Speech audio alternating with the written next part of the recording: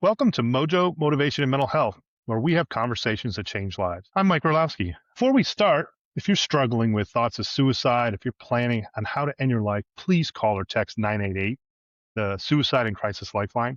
Call 911 if it's an emergency. You're not alone. Connection saves lives, and you matter. If this show does help you, or if these conversations are making a difference in your life, please like and subscribe. Share an episode with someone who needs to hear it. That way we can spread it far and wide.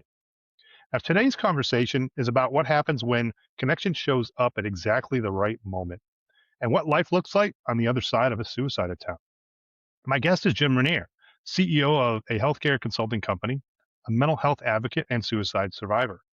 I'd like to add that he's also an author. In January 1982, Jim was nearly beaten to death, and that trauma set the stage for decades of anxiety and depression. In 2005, on a highway, Jim was planning his suicide, and his sister happened to be going the opposite direction, had no idea what was happening, and was able to show up unexpectedly. A modern day miracle, as Jim calls it. And that connection saved his life. It took Jim 5 years to start talking about it publicly, but since 2010, he's sharing his story, redefining what masculinity looks like, and teaching practical tools for healing. We're going to talk about men's emotional repression, the suicide cycle. It starts with untreated anger, and why Jim says we need to eliminate the words should and must from our vocabulary. We'll also talk about Jim's TikTok content, simple videos that he shoots in his car about how to deal with anxiety in the moment, how to breathe when you're anxious, and meeting people where they are. Because here's the truth: 48,000 Americans die by suicide every year. That's 135 people a day, one every 11 minutes. 25 to 40% of adults struggle with depression, but only half seek help. Jim's here to change that. Jim, thank you for being here and thank you for staying. Thanks for having me, Mike. I really appreciate it. And I love what you're doing. So keep it up. It's awesome. Thank you. I do appreciate that. It's an honor to be doing this. I'd like to start. Let's go back to January 6th, 1982. I read this about in your book. There's coffee in the fridge. About nearly being beaten to death. For me, it was a striking story. It hit me hard. It's hard to read and understand how people could be like this. But tell me a little bit about this. Well, I was a junior in high school and I had a job working at a place that was very similar to a CVS, a store. And my car I was having transmission problems, which led up to me not having a vehicle that night. And so, I worked until 8 o'clock and I got paid. That it was payday. So I got cash and started walking home. And I lived at the time, I grew up on Long Island. I lived around the corner from the Long Island Railroad Station in Baldwin, New York. And, it's probably a half a mile walk home from the store. And I made my way past the train station and these four guys in a brand new Mustang drove by me, pulled down the corner and got out of the car. And really the only purpose was to, I think, rob or beat somebody coming off the train. And because I was a little bit bigger as a kid than most kids, I probably looked like an adult coming off the train. And these four Hmm. guys just, they attacked me and beat me pretty badly for some time. And it was it was terrifying and obviously physically painful, physically Yeah, destructive, but the emotional trauma was pretty deep seated and lasted for quite some time. I'm sure it did because I found it traumatic just to read about it. How did that trauma shape everything that came afterward? Well, I had had some trauma in my life prior to that, which I chronicle in my book. And this, I think, just added to it because the physical pain can always go away, but not being able to reconcile the feelings of anger and fear. And I think fear is the one thing that I would describe it as. Any actions coming out of that from me where I had repressed my anger or I had repressed whatever I was feeling, they came out in my own behavior later on in life, but it really was driven by fear. And I spent a lot of Hmm. time after that, especially at night, even now today, if I'm walking down a street and it's dark and I'm with someone, I am constantly looking to see what's happening. I'm completely aware of what's going on around me at all times, which is maybe a positive outcome to this, but it was a pretty crippling fear for many years after the attack. Yeah, I mean, it's over 30 years later, right? And there's still that impact. And Yeah. it's when I walk in the dark in the mornings and I'm in a safe area, right? I don't know or expect of anything, but it's easy to fall into the trap of forgetting about your surroundings. And it becomes pretty common when you're comfortable. Yeah, I'm pretty diligent about it. Our children were all raised to be very aware of what's happening around them because of that. Hmm. And, I try to avoid things that I feel are dangerous. And I think that's the other thing, when these guys drove by me, I was 17 years old. But I had a sense that something wasn't right because I grew up in a really blue collar neighborhood. There were no new cars. There was never a new car in my neighborhood. And so Yeah. seeing a brand new car go by me, I noticed it and I was like, wow, that's a pretty cool car. And if I had really paid attention to my sensitivity at that point, I think I may have turned around and gone the other way. It was out of place. It didn't seem right, but it is what it is. I think that so through the healing process of really trying to understand the anger that people carry, Hmm. was what really helped me break through this. You mentioned my suicide attempt, and I had been suicidal since the age of 12, basically. When I was in 2005, really wanted to go through with my plan. Coming out of that hospitalization from that suicide attempt, really started to do the work on um, really healing from that event and from other traumas that happened prior to that, but really starting to understand the anger that these guys had inside of them, right? The way that they had been treated by life and what had happened to them that put them in that place where they wanted to kill somebody. I mean, they basically wanted to kill me. And they pulled a gun, they beat me with a gun, they beat me with a bat, brass knuckles. I mean, it was brutal. So trying to understand their trauma is what Hmm. helped me break through and really understand the fact that, they were a product of their environment. It's not excusing it away. It's really just trying to understand what we're all carrying around. And I can see it now when I'm, driving down the road and somebody, if I cut somebody off, even accidentally, and they pull up next to you and they flip you the bird and they're Yep. screaming, nobody's out there for the most part trying to harm other people or wanting to harm other people, but it's a manifestation of the things that have happened inside their lives that cause this anger to come out. And for me, being able to release that was where the freedom started to come out, where I could really say, you know what, I can let go of this. And actually, to the point where I journaled about this, I wrote these guys, the four guys, I wrote them letters, basically forgiving them for what they had done. I've done that with everybody else in my life who has harmed me, and I've done that. I've gone to people and apologized for my own behavior, Hmm. and that's the best way to go about releasing it. There's no reason to carry it around. Right. Right. Yeah. And it's harder to do than we think unless we put in the work to do it. But yes, I mean, it's important. I wear a shirt often that says "Be kind," and on the back, it's the Till Valhalla Project shirt. It says, "We don't know what others are dealing with," or something to that effect. It's like we don't really know what's going on with that person. And in the last several years, I've taken the approach too to give some grace. Hey, they're probably having a bad day. I cut somebody off by mistake in Ohio over the weekend, and I didn't know the lane was ending. Man, that horn was loud, and I got it a earful, and they rode me, and I'm like, you know, my mother-in-law kind of freaked out. I'm like, you know what? They must be having a really bad day. Yeah. I can't help it. Yeah, and it's not about laying down and letting people take advantage of you, but it is about putting it in its appropriate place inside of your own feelings. And the longer I've learned that the longer I carry around any level of anger, the more it harms me. And so I want to Yes. let that go as quickly as possible, right? I want to get to safety. I want to be out of danger. And at the same time, I need to let that go so that I can move on. It's not who I am. It's not how I want to live. Yeah, our mental health is more important, and that's why we have to look at it. Uh, now, I guess let's fast forward a bit to 2005 with your suicide attempt on the highway. Tell us a little bit about that and the process you were going through, the mental state, the approach, and how you ended up, you know, going from there to recovery. Sure. So when I do a fair amount of speaking about this topic, about mental health, about leadership, and about motivation and communication, and all of the things that I've learned. And when I start my conversations with people, whether it's a corporate setting or in a university or wherever I'm talking. I say that on May 5th of 2005, I was living the American dream. I had everything, right? I had achieved all of the financial goals that I believed I wanted to achieve. I lived in a big house. I was married to my college sweetheart. I had three amazing children. We went on vacations all over the world. I had accomplished more in my life than most people could even dream of. And that night, May 5th, I decided that I was done. I couldn't take it anymore because while I was living this American dream outwardly, I was also suffering from the worst bout of depression I had ever experienced. And as I said before, I started experiencing suicidal thoughts at the age of 12.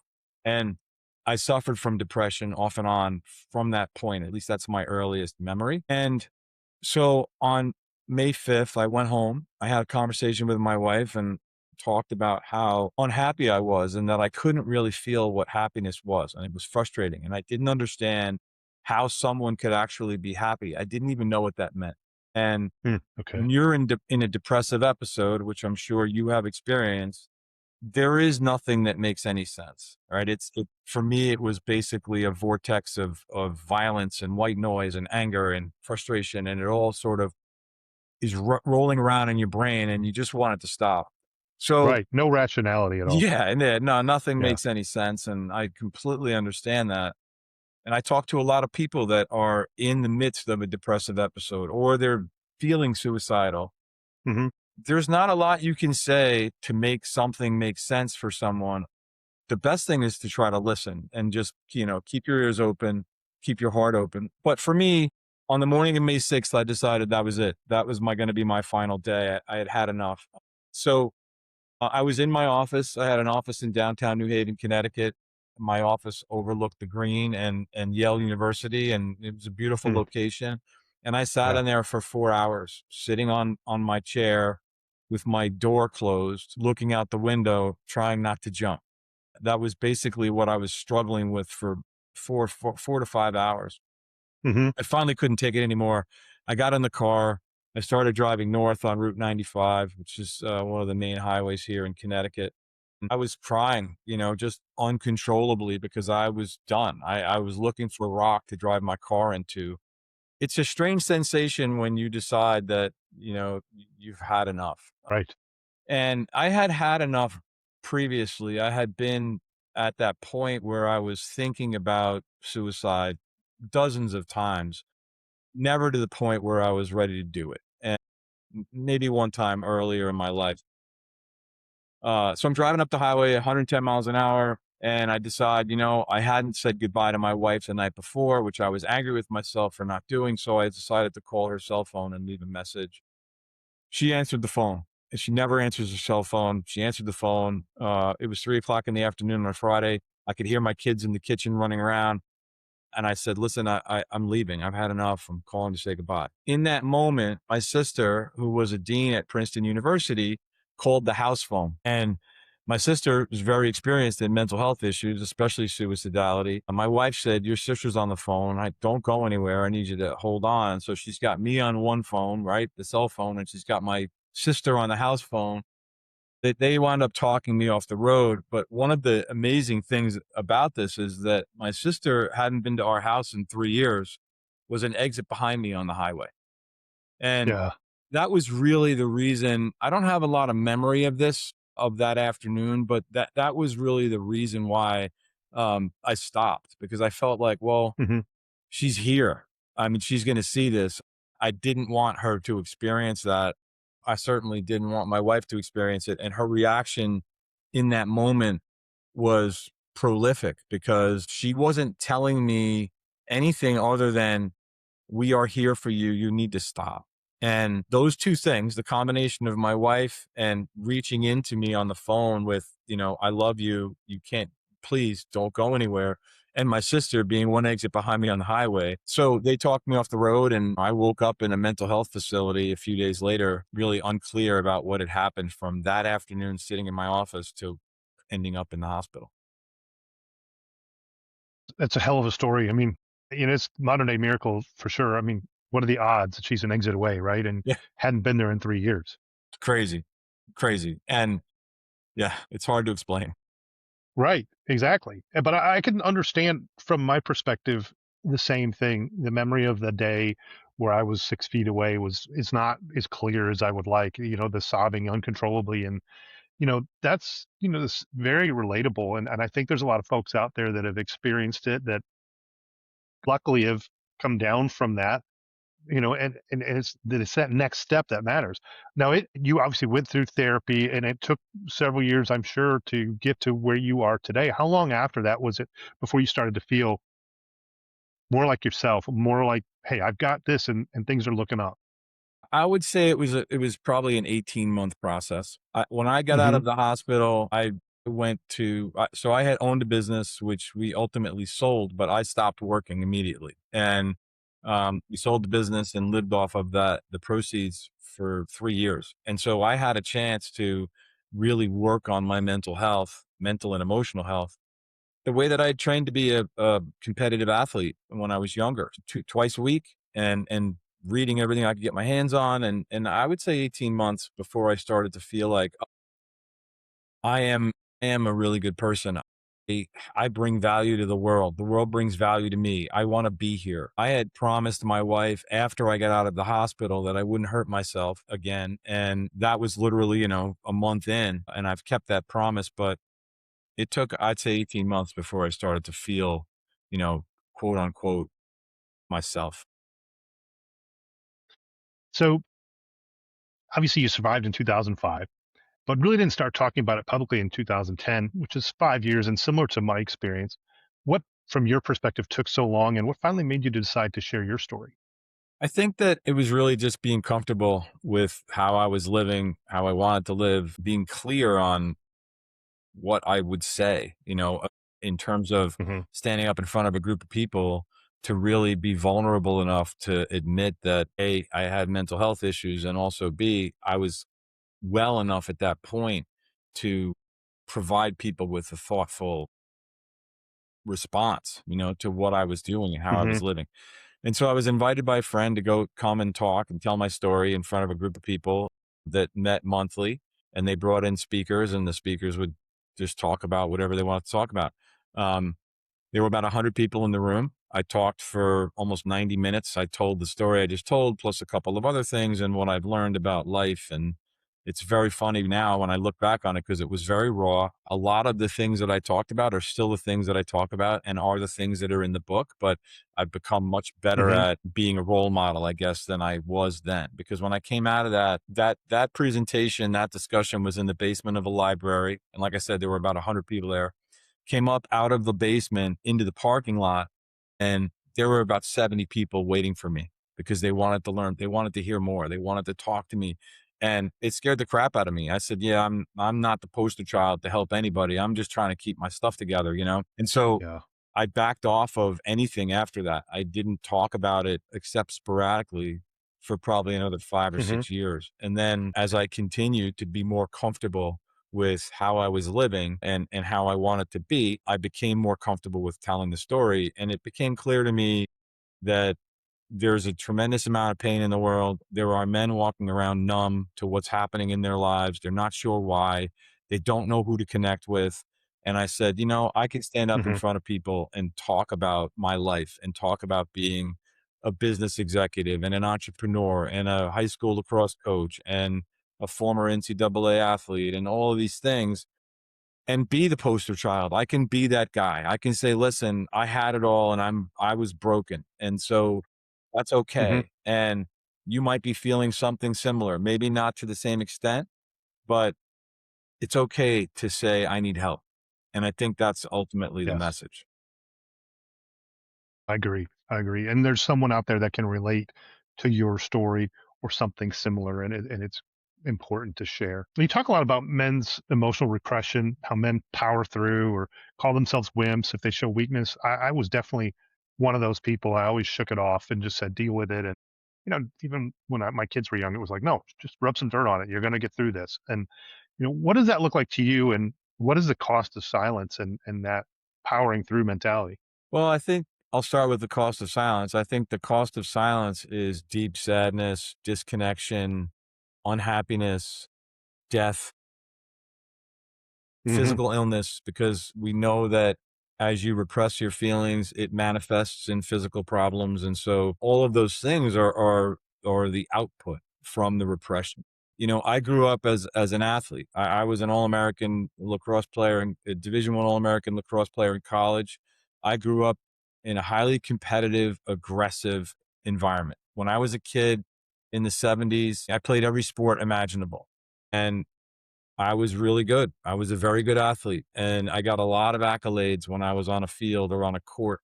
The problem is that the other side of my life, right? The emotional connection or emotionally connected side of my life was zero. It was empty. And so that was very conflicting for me.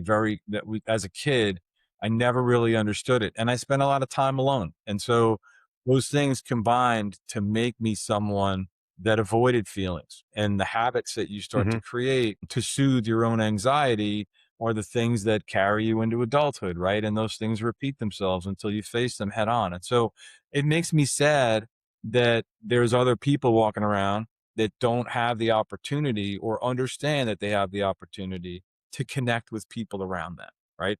If I'm walking down the street Right. and a guy says to me, "Hey, can you talk to me for a few minutes?" I'm absolutely going to talk to him, right? It's not going to happen because people don't work that way, but that is just a really simple example of just asking somebody for help.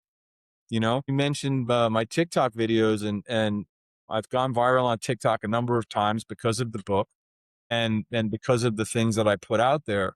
I get hundreds of emails a week from people. I'm suffering from depression. My uncle committed suicide. My father died by suicide. My brother died by suicide. Whatever it is, people want to connect. They just don't know how to do it. Yeah. And I think that men, especially, Right. they learn at an early age, like I said, to repress it. And if you're going to get accolades playing a sport or performing whatever it is that you're doing, that makes it feels like it's filling the need, right? It's filling that goal of being seen. Ultimately, it really isn't, though. And that's part of the problem. I agree. I know you said true masculinity blends physical strength with emotional openness, empathy, and presence, which is a different definition than, say, what most men grew up with, different than what I grew up with. What does it look like in practice? I think that so I'll use the husband-wife relationship or the boyfriend-girlfriend relationship. And I've watched my son work through this, right? My children have all gone through this. We've all gone through therapy. They've all learned about how to become an evolved human. And my son is 28 years old and he's a well-balanced, highly connected, emotional being. And when I watch him in a Hmm. relationship with his girlfriend, I can see the sensitivity, right? The desire to want to connect, the desire to ask questions. How do you feel? How are you experiencing what's happening right now? I think for men, because we're louder, we've got deeper voices, in some cases we're bigger, it can be a very aggressive posture. Learning that that posture can be scary for someone who's more slight, and I'll just use a female as an example, but it could be anybody. Once I learned that, I learned how to carry myself in a way that was more connected for people, much more eye contact, slowing things down, being more Yeah, gentle with communication and asking questions as opposed to making statements of fact that is just really a defense mechanism, right? I'm going to put you on your heels, and you're going to take a step back and say, okay, this guy knows what he's talking about, or maybe he doesn't, but I don't want to engage, right? I want to have engaged and connected relationships with people. And so in order to do that, I need to slow things down a little bit. I need to soften my voice. I need to ask questions of people. How do you feel about this? Tell me, explain to me what it is that's happening in your life. Help me understand how you're feeling at the moment. Just learn different ways to communicate that are more connected and open. absolutely. And I think that's important. And most of us don't really know how to Yeah. do that very well, myself included in that. It's something I continually have to work on. Talk fast. I have to just naturally talk fast. I have to slow myself down. And I am a work in progress on that. But then when it comes to the emotional side, I have to consciously think, pause, then ask questions and let them talk. It's been a learning experience because I'm a fixer. I think you understand. A lot of us guys come into the situation like, how can I fix it? Same with my kids. What can I do? How do I fix this? And sometimes that's not what's needed. It's just be here in the moment, meet them where they are and Yeah, listen. so I'll go back to that 1982 mugging and beating that I took. So I'm in the hospital. I've got, dozens of stitches. They cracked my head open in 3 places. Broke my left hand. My one of my lungs had collapsed. I was a mess. I'm in the hospital. You're good. My father walks in, and my dad was a product of the 40s and 50s. He Mhm. was a man's man, right? He thought that aggression and violence was the way to be. And so he walks in with a gun. He carried a gun most of the time anyway, but he brandished the gun. He said, I'm going to go on that corner. And when these guys walk by, I'll take care of it. Now, some people might think, well, that's a loving, protective father, right? But in that moment, what I needed was a hug. I needed Yeah. I needed love. I needed to know Yeah. that I was being supported by the individual that was there to take care of me, right? And he did the opposite and just created more fear. I'm not blaming my father for anything. He did what he thought was best. That was not what I needed in that moment. What I needed was a hug. And so I think that men take this posture of violence and sort of physical machoism, and that's not really what people need. And being there for someone, right, is the strength. That is where the strength is. It's not in the physical violence. It's really in the connection. I agree. And I'm not the natural hugger either. It's a process. And I think most of us could say that growing up in our era. Um, Now, you wrote a chapter called The Suicide Cycle that links untreated anger to mental health decline and then eventually suicide. How does that cycle work? How does repressed anger become suicidal thoughts? I mean, mine was a little bit unique and there wasn't a lot of anger there, but there was still some. I think that you get to a point, for me, got to a point where this noise, this constant noise in the back of the head where everything's broken, you're not going to be a success. You keep fucking up your life. You keep making bad decisions. The people around you aren't fulfilling you. Whatever that story is, right? I would tell this to myself over and over again. It got to a place where I just didn't want to hear it anymore. I just had Yeah. had enough. And I think Yeah. that that's what happens for men, that you don't realize that there is an outlet, and having a conversation about your anger and what you're feeling is the easiest way to release it. It's just not something we learn, right? And we're afraid that we're going to get judged, and we're afraid that somebody's going to try to solve my problem. I don't want you to Hmm. solve my problem. I just want you to hear me. I want you to see me. Yeah. And that's really the simple solution. And so I think that's where the cycle starts. The cycle starts with you repress your feeling. It comes out in some level of anger or bad behavior or bad choices or Hmm. whatever that is. And that cycle just continues, right? That's true. You might come out the other side of that anger experience or whatever it is that what's happening, and wake up the next day and say, I'm never going to do that again. Eventually it's going to come back.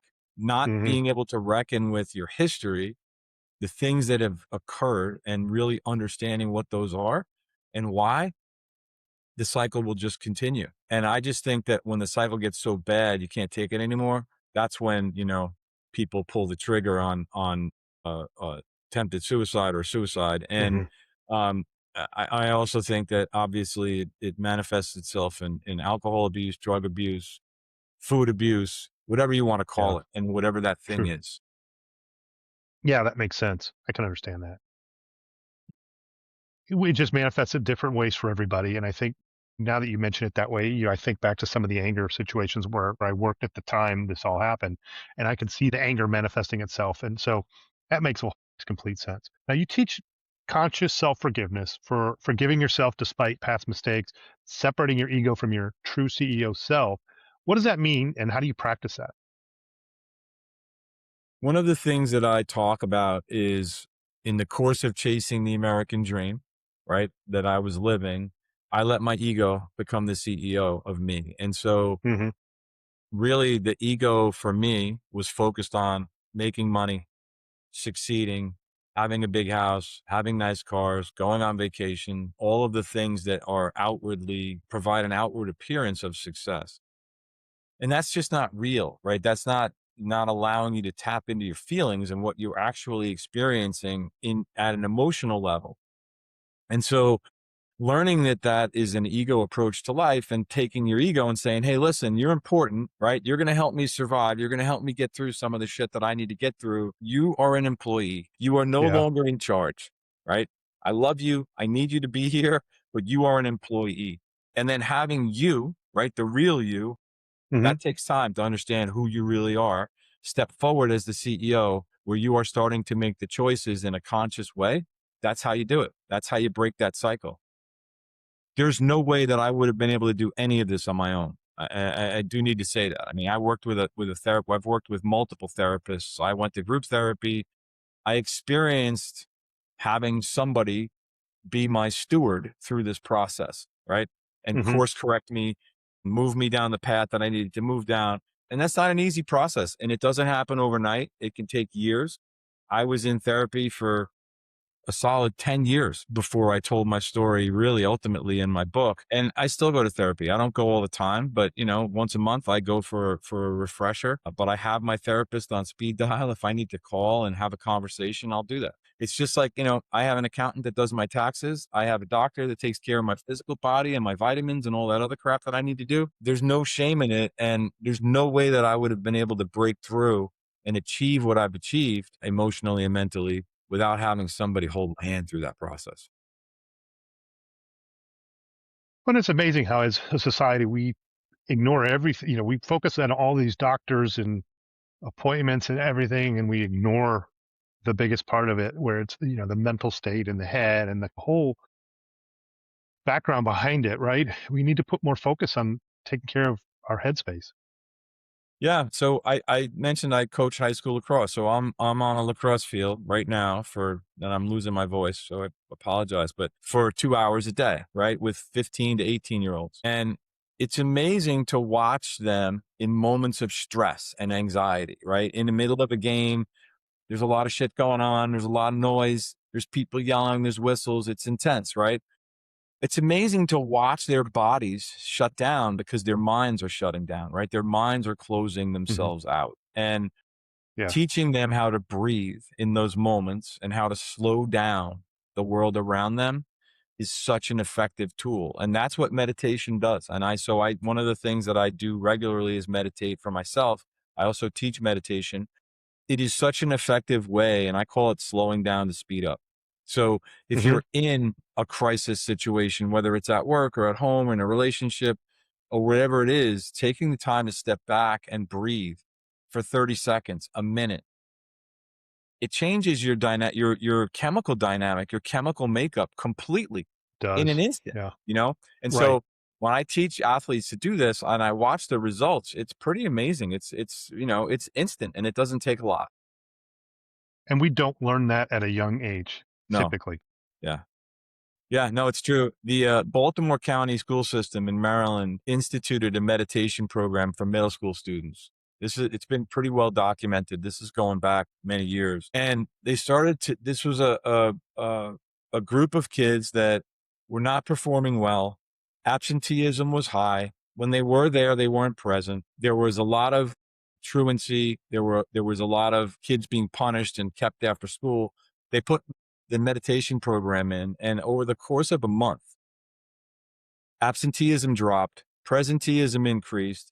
Kids were not acting out in class. They were learning more. They were collaborating with each other. And so if we taught meditation at an early age and it was something that was common through in society, I think wars would end within a year, would be over. I mean, 1 month. Yeah, that's pretty impressive. Yeah, it's incredible. It really is incredible. And so I think meditation is one of the most important things that anyone can do. And I say people say to me all the time, "Well, I don't have time to meditate." That's not true. When I'm driving to an appointment and I have a meeting, I run four businesses. I'm going to a meeting, and I'm very busy, but I can feel stress sort of bubbling up where it hits me is sort of like right in my chest. I'll pull off to the side of the road and I'll put on a song that I like and I'll just close my eyes and breathe and calm down and, take 2.5, 3 minutes, and then I'm off to the rest of my day. But it allows me to ground myself in a way that I would not have done before. I think that's a great idea, and it's something I need to do better and do more of. And as a matter of fact, I think I'm going to use that afterwards today because I have an important phone call I have to make. So it's probably a wise idea I to love do it. it before those important phone calls when you Yeah. might get emotional. Yeah. And, since you're going to do that, I know you have a specific thing happening.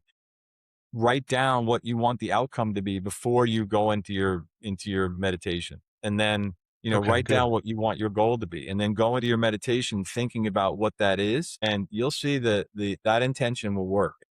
One of the reasons why I wrote my book the way and the reason why it's written the way it's written is when I started to go through my healing process and learning as much as I could, I read everything I get my hands on. I probably read 300 self-help books, books about depression, books about suicide, books about nutrition, and the list goes on.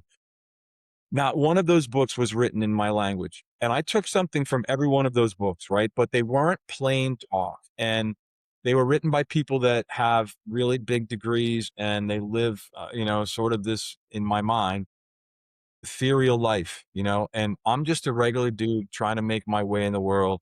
And that's why the book is written the way it is. It's written in very plain talk. There's a lot of foul language. That's how I talk. And I wanted somebody like me to pick it up and say, oh shit, this guy's just like me. And this is what he went through, and maybe this will help. Well, that's real. Raw stories, real emotion.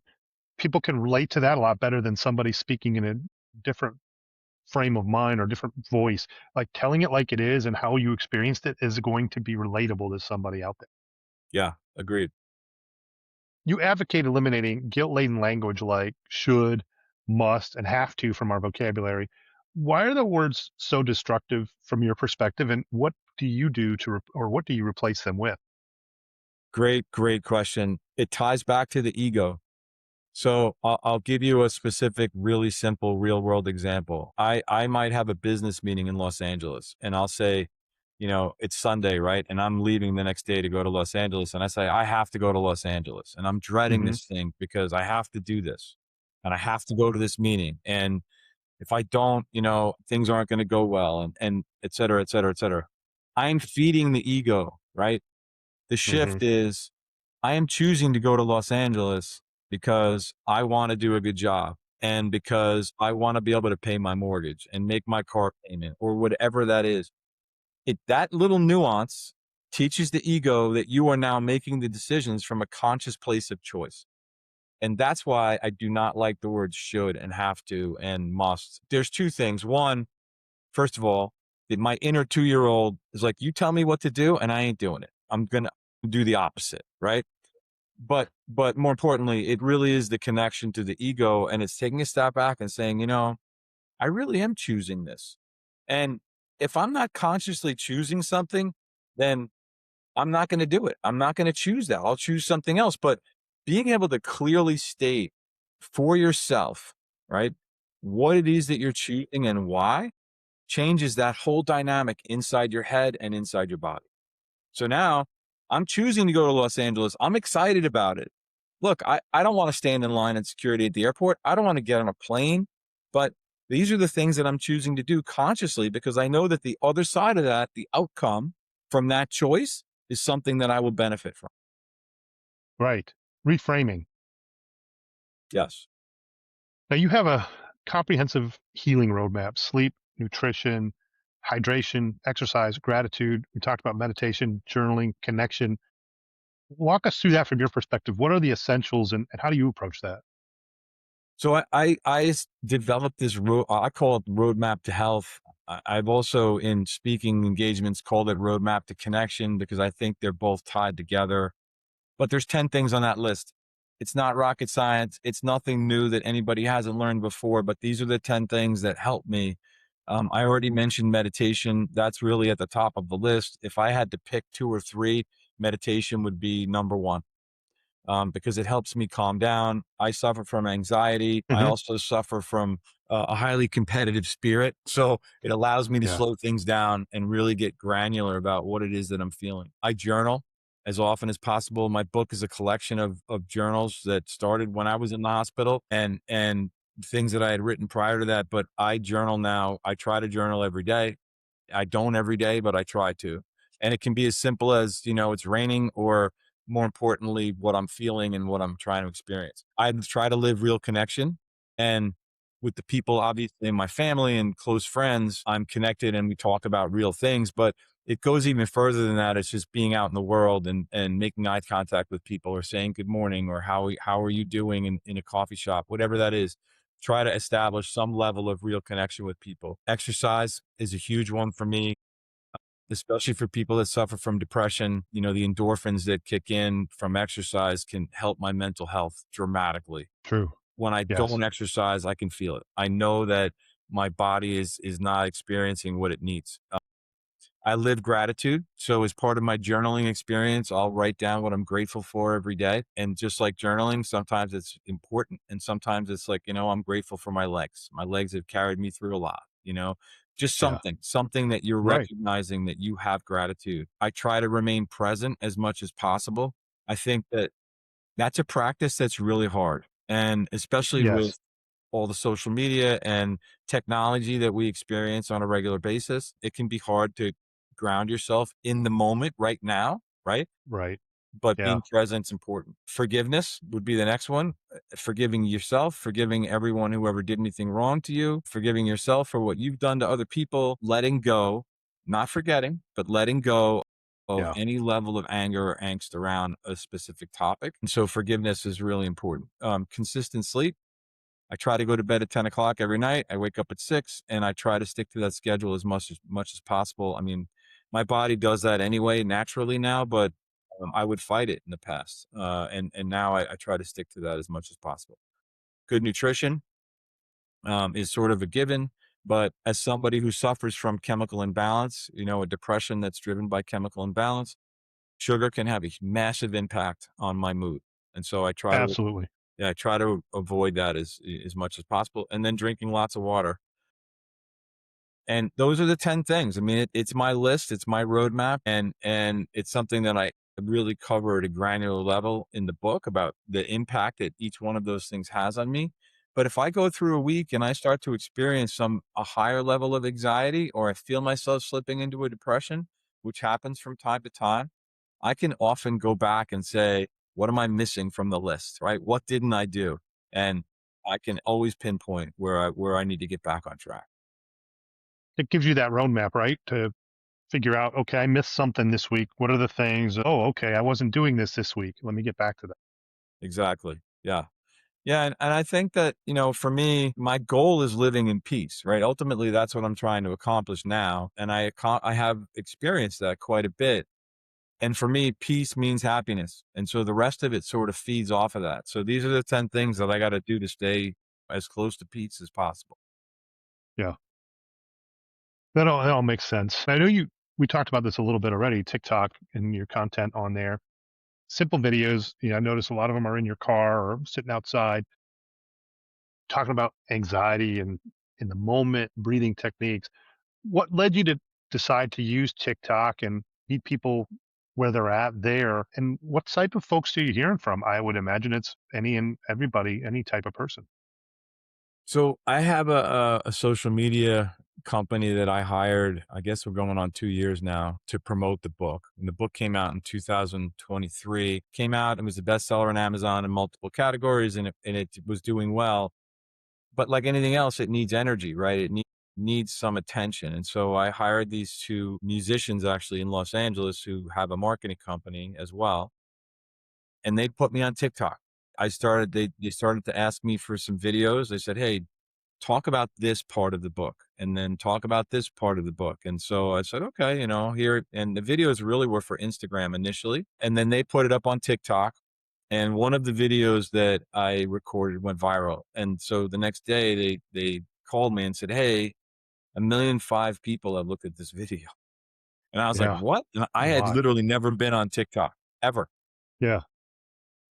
So they said, you need to go in there because people are sending you messages, and there's a lot of really intimate stuff here. We really don't feel like we can respond. I said, okay. Hmm. So I went in and I started reading I'm not kidding. There were well over 1,000 uh, direct messages to me about Wow. this video, and Yeah.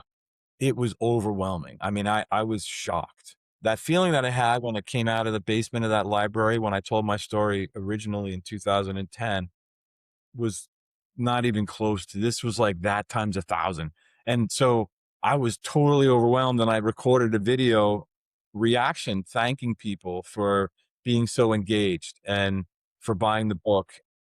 I was overwhelmed. And so the second video was me crying on the internet, right? Which they also posted on TikTok. And then that one went viral. And so I would say that initially, um, most of the demographic, the people that were reaching out to me were female, and they were in the, I'd say, 18 to 30 age range, early on.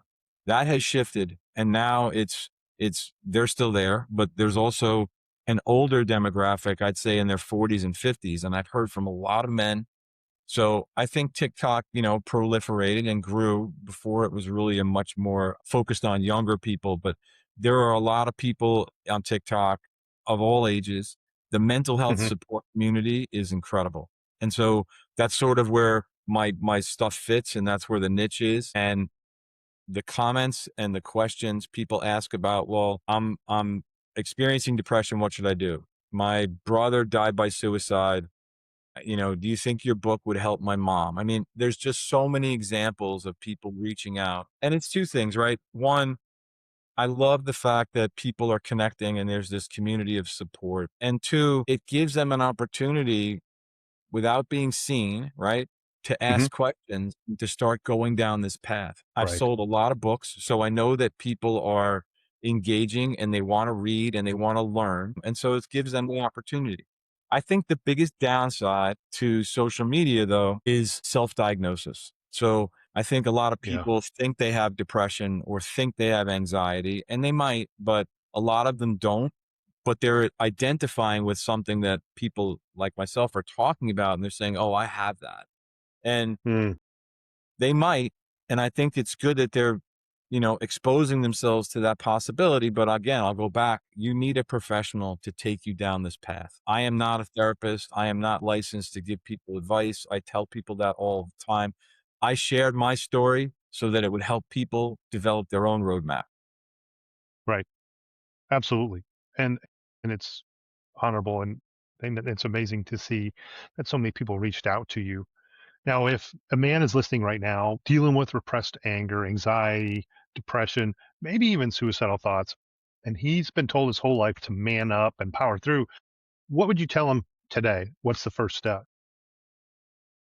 The first step is that it takes a lot more guts and a lot more strength and a lot more courage to admit that you need help. And I know this because I lived it, right? Hmm. I'm 6'3", 210 pounds, and I'm Hmm. a big dude. I know what being tough is all about. I've been in bar fights. I was a Division 1 athlete. I've run businesses. I understand the whole philosophy behind being a strong man. I get it. The reality is keeping it inside and not sharing yourself, your whole self with the world is weak, and it is a weakness. And so I think that the first thing I say to guys is, "Hey, it's a lot harder to ask for help. So it's okay. Ask for help." The second thing is trying to build the support that you need. So one of the things that happened as a result of this is that both my wife and I learned the language of support, right? She knew Hmm. that I was struggling and wanted to help me, but didn't know how to help me. And in a lot of cases, all I need to do is rant. I just need to share, right? I need you to hear me. I don't need you to say, "Well, did you try this? Did you try this? I'm going to go do this," like you were saying before about your, I'm that about your, I'm that right? guy. Yeah. Yeah. And so saying to somebody, "Hey, listen, I have something I want to talk about. Do you think that you could listen?" And I really don't want you to respond. My request is that you listen, and I'm going to talk. And when I'm done, I'm going to say, "I have nothing further to say." Right. Hmm. And the question that I would ask you to ask me is there more? So You and I having a conversation, I'm going to dump on you. I'm going to just rant about the world and how fucked up it is and how angry I am and what I'm feeling. And then your responsibility is to say, is there more? And then I might say, yeah, you know what? And this, or nope, there's nothing else. And that's the end of the conversation. Yeah. Yeah. Allowing a man, allowing a guy to build that muscle where you're not going to tell me that I'm broken or that you're going to fix it. That's a muscle that I'm going to start to build and I'm going to start to trust and have confidence in that I can continue to do this without judgment. I think that that is really one of the most difficult steps that people need to take. And so Very. I'm strong enough Yeah, to I ask agree. for help and I'm just going to talk and you're going to listen and it's all good. That leads to the Yeah. next step, you know? It's important and one that most of us don't know how to do without a lot of work. And I agree, it's like a muscle. So I think that's great. Your sister saved your life in 2005 just by showing up and being really close and didn't even originally know what was going on. What do you want people to understand about the power of connection in those moments? I think that it it people become part of your support team, right? I'm not gonna you're not gonna sit back and label it that as formally, but that's what it is. People become part of your support team, and I think as men, we have guys that we're friends with, right? Are they part of your support team, or are they just guys you're hanging out with and you're getting drunk with and you're talking about football and whatever? And that's okay. You need those people too, but I think the power of connection is in actually having a support group where people actually see you, right? If I'm people that I work with that I'm close with, I've got, 4 or 5 guys that I'm very close with that are, it's a really tight circle. They know when things are off. They know when I'm in a bad mood, right? Because we are connected in that way. I know they're not doing well. I can tell. And so those are the conversations we start having. That's what a support group is. You can call it whatever you want. I had basically 2 people in my life early on in this process outside of my wife who was, absolutely my main supporter and still to this day. Um, Hmm.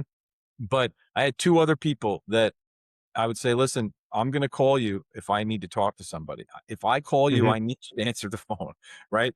And so I think having that support in place is really important. And again, it gets back to being able to have difficult conversations without judgment, and creating that space. I think that men feel like they're going to be judged and that they're going to show a level of weakness that they can't get away from. And it's the opposite. It's very counterintuitive, but it is the absolute opposite. Yeah, absolutely. Last question. You were planning your suicide in 2005. You're now the CEO of a healthcare consulting company. You've helped thousands of people through your advocacy, through your book, through TikTok, and content that reaches people in crisis. What is possible if you choose to stay? I should say, when you choose to stay. Mm.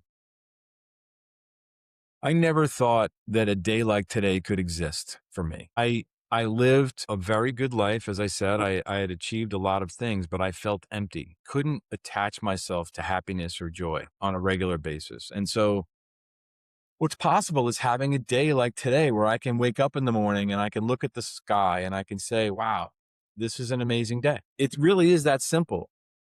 Getting away from this whole ego driven approach to what's success and how do I look to other people, those things are just noise. And so it really is being able to tap into what's important to you. Once you identify what's important and who you are and that you love yourself, Hmm. nothing else matters. Because I love myself. I'm going to be who I am. The people around me are going to support me and I'm going to keep going down my path. Do I make mistakes? Sure. Do I act like an asshole sometimes? Absolutely. But, I Guilty. do the Yeah. best to live the life I want to live. And so being able to now, almost 21 years later, experience a day like today, I never thought would be possible. And so that's the celebration for me. Yes, it's very powerful when it does happen and when you get to that realization. And, like you. And I mean, I went 50 years just about without knowing that. So, people need to experience that, and there is hope for them to do so. They just have to reach out, talk to someone, ask for help. Yeah. And so, Nope. yeah, that's what the book is all about. There's coffee in the fridge is a metaphor. That's the title, right? It's a metaphor for these small magical moments in life, which is what is important. What I feel is very important are these small magical moments. And that's what coffee in the fridge is.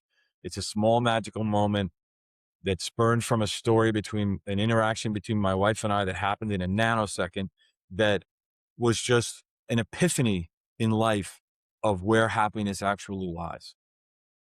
Yeah, absolutely. Jim, thank you. This conversation is going to save lives. Now, where can people find more about you? And obviously the book, there's coffee in the fridge. I'm sure it's on Amazon, but you have a website as well. Yeah, so the website is there's coffeeinthefridge.com. That's the book website. You can buy the book there. You can buy it on Amazon. You can buy it on Barnes and Noble. It's on Goodreads. You can also access more information about me and my career at jimrinere.com. My author, my pen name is James Francis. So I use Jim Rinere as my real name, but James Francis is the creative side of me, and that's why the pen name is James Francis. But yeah, easy to find. It's on TikTok too. There's coffee in the fridge, Instagram, etc. Great. And I'll make sure that's in the show notes as well. And I'm grateful for you being here. I really appreciate that. It will make a difference. I'd say in closing, what I'd like people to take away from today is if you're someone who's been told your whole life to power through, or if you're a man who doesn't want to show weakness and you call yourself a wimp, if you admit you're struggling, that's killing you literally. Don't be afraid to ask for help. True masculinity isn't about hiding emotions. It's about blending physical strength with emotional openness, empathy, and presence. It's not a weakness, it's courage. And Jim, you're living proof. And if you're someone that's dealing with repressed anger, it's turning into depression or suicidal thoughts, that's the suicidal cycle that Jim talks about. You can break it. Start by recognizing the anger and address it consciously instead of burying it. And some immediate tools you can use today is eliminate should, must, and have to from your vocabulary. Replace them with gentler language. I get to do this. I'm excited about doing this. This is what I'm looking forward to. Practice consciousness, self forgiveness. Your ego does not control you. Your mistakes don't define you. Start doing some journaling. I do that as well. I keep mine right here, sitting close by. Nice. Learn to breathe when you're anxious. Jim teaches that on TikTok as well, so make sure to check that out. And make sure you reach out for connection. Talk to someone. Having someone be present for you in that moment makes all the difference. And remember, if you're struggling right now, call or text 988, the Suicide Crisis Hotline. And if it's an emergency, call 911. Too many people die every day. 48,000 Americans die every year. We need to reduce and eliminate this. You can be the one who chooses to stay. You can be the one who gets help. You are worthwhile and needed in this world. Please remember to share, like, and subscribe to this episode. My name is Mike Orlowski. This is Mojo Motivation and Mental Health, where we choose happiness, choose to stay, choose to ask for help, and get your mojo back. Thank you.